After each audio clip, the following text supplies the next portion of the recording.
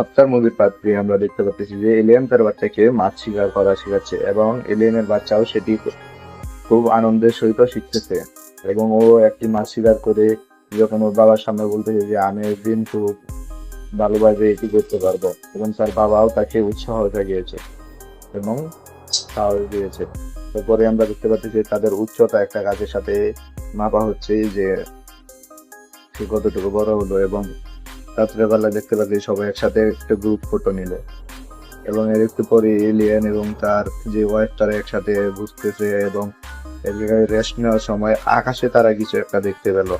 যে আকাশ দিয়ে কিছু একটা আসতেছে। তারপর যখন তারা সেটি ভালোভাবে লক্ষ্য করতে গেল তখন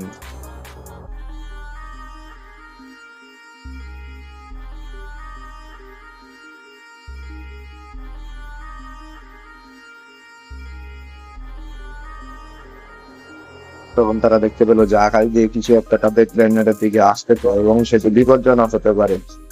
সেগুলো আসলে ছিল মানুষেরই, মানুষ আর অন্য এলিয়েনদের কিছু মন্দির থেকে বেশি উড়ন্ত অ্যাডভান্স প্লেন গুলো থেকে আগুন তাদের প্ল্যানেটের দিকে ছোড়া হচ্ছে এবং তাদের প্ল্যানেটটি জ্বালিয়ে দেওয়া হচ্ছে, এতে প্ল্যানেটে জ্বলে যাচ্ছে।